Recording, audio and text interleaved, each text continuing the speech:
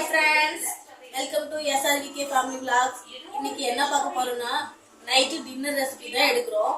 அது என்ன செய்யறேன்னா சப்பாத்தியும் தக்காளி தொக்கும் தான் செய்ய போறேன். அது எப்படி சிம்பிளாவும் டேஸ்டாவும் செய்யலாம்னு பார்க்கலாம். வாங்க வீடியோக்குள்ள போலாம்.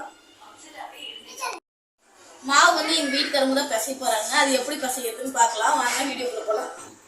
ஒரு பாத்திரத்தில் தேவையான அளவு கோதுமை மாவை சலிச்சு வச்சுக்கலாம்.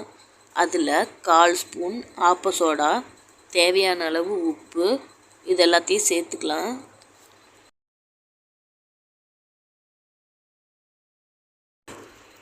இப்போது இந்த மாவை நல்லா மிக்ஸ் பண்ணி விட்டுக்கலாம். அப்போ தான் ஆப்ப சோடாவும் உப்பும் எல்லா பக்கமும் ஈவனாக மிக்ஸ் ஆகும். அதுக்காகத்தான் மிக்ஸ் பண்ணியாச்சு. இதில் கொஞ்சம் கொஞ்சமாக தண்ணியை தெளித்து மாவை நல்லா பிசைஞ்சு எடுத்துக்கலாம். இப்போது மாவோட பதம் எப்படி இருக்கணும்னா, சப்பாத்திக்கு மாவு பிசையும் போது மாவு லூஸாக இருக்கணும். இதே பூரிக்கு மாவு பிசைகிற மாதிரி இருந்தால் மாவு டைட்டாக இருக்கணும். ஏன்னா அப்போ தான் பூரி எண்ணெய் குடிக்காது. அதுக்காகத்தான்.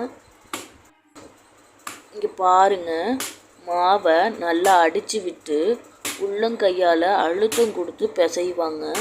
இது எதுக்காகனா அப்போ தான் சப்பாத்தி நல்லா சாஃப்டாக வரும். அதுக்காகத்தான். நீங்களும் இதே மாதிரியே மாவு பிசைஞ்சு சப்பாத்தி செஞ்சு பாருங்கள், செம்ம சாஃப்டாக இருக்கும்.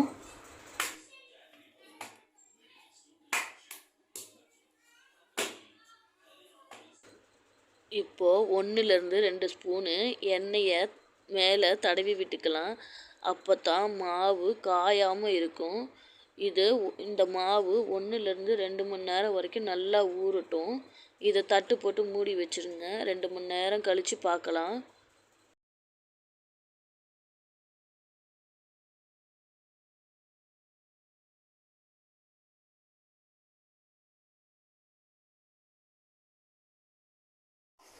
மாவு பிசைஞ்சு ஊற வச்சாச்சு. அதுக்குள்ள நம்ம தக்காளி தொக்குக்கு தாளிச்சு விட்டுக்கலாம். கடாய் காஞ்சிருச்சு. இப்போ எண்ணெய் ஊற்றி சூடு பண்ணிக்கலாம். இதுக்கு கொஞ்சம் எண்ணெய் நிறைய தேவைப்படும். ஏன்னா எண்ணெயில தான் வணக்க போறோம். அதனால கொஞ்சம் எண்ணெய் நிறைய ஊற்றிக்கணும். தாளிக்கிறதுக்கு என்னென்ன பொருள் தேவைன்னா, சோம்பு போட்டு பொரிஞ்சோடனே வெங்காயம், பச்சை மிளகாய், கருவேப்பிலை, தக்காளி, வரமிளகாய், அவ்வளோதான். ரொம்ப சிம்பிளா செஞ்சிடலாம். இப்போ சோம்பு போட்டு தாளிக்கலாம்.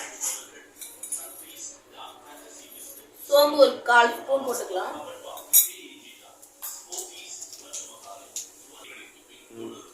சோம்பு பொரிஞ்சோடனே கருவேப்பிலை, பச்சை மிளகாய் ரெண்டுத்தையும் போட்டுக்கலாம்.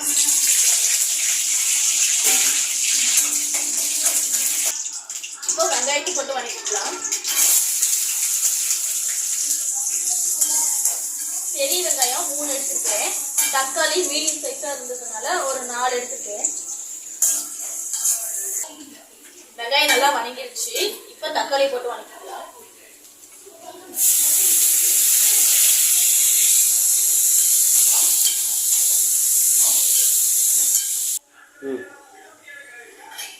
இப்போ உப்பு சேர்த்து வதக்கிக்கலாம்.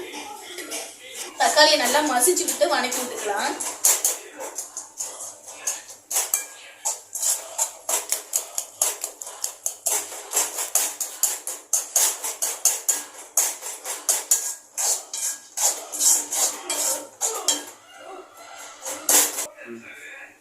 இப்போ வரமிளகாய் தூள் 1 ஸ்பூன் போட்டுக்கலாம். உங்களுக்கு காரத்துக்கு தகுந்த மாதிரி போட்டுக்கோங்க. போட்டு நல்லா வதக்கி விட்டுக்கலாம். எண்ணெயிலே வதங்கிட்டு நல்லா தட்டு போட்டு சிம்ல வச்சு மூடி வச்சுக்கலாம். சப்பாத்தி மாவு நல்லா ஊறிடுச்சு. இதை இன்னொரு வரை பிசைஞ்சு விட்டுக்கலாம்.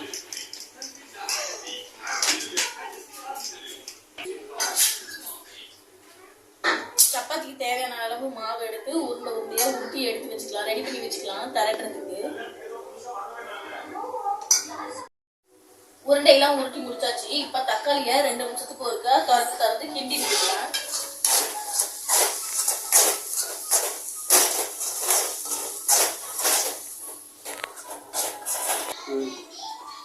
இப்போ சப்பாத்தியை திரட்டிக்கலாம். அது ஃபர்ஸ்ட் மாவுல டஸ்ட் பண்ணிக்கலாம்.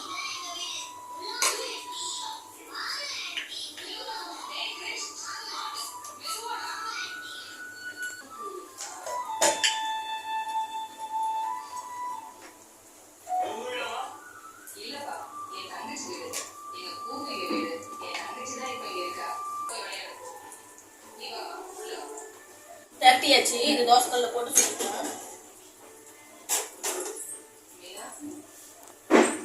தக்காளி தொக்கு ரெடி ஆயிடுச்சு. இங்க பாருங்க, எண்ணெய் பிரிஞ்சு நல்லா மேல வந்துருச்சு.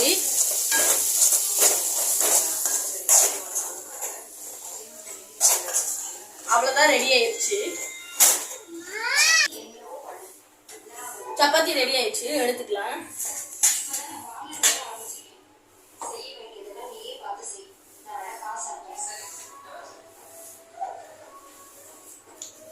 அடுத்தது போட்டுக்கலாம்.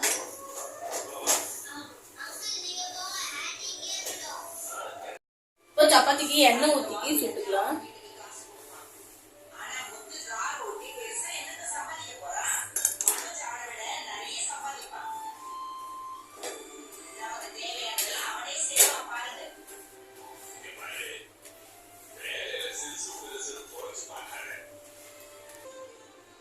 இப்போ சப்பாத்தியும் தக்காளி தொக்கும் ரெடி ஆயிடுச்சு. இதை பிள்ளைங்களுக்கு சாப்பிட கொடுத்துடலாம். இதே மாதிரியே நீங்களும் செஞ்சு பாருங்க. ரொம்ப சிம்பிளாகவும் ரொம்ப டேஸ்டாகவும் இருக்கும். செஞ்சு பார்த்துட்டு எப்படி இருக்குதுன்னு கமெண்ட் பண்ணுங்க. பிடிச்சிருந்தா லைக் பண்ணுங்க, ஷேர் பண்ணுங்க, மறக்காம சப்ஸ்கிரைப் பண்ணிடுங்க. சப்ஸ்கிரைப் பண்ணிட்டு பக்கத்துல உள்ள பெல் பட்டனை கிளிக் பண்ணி ஆளுங்கிற ஆப்ஷனை கிளிக் பண்ணிக்கோங்க. அப்பதான் நான் எப்போ வீடியோ போட்டாலும் உங்களுக்கு நோட்டிபிகேஷன் வரும். அவ்வளவுதான் ஃப்ரெண்ட்ஸ். Thank you friends.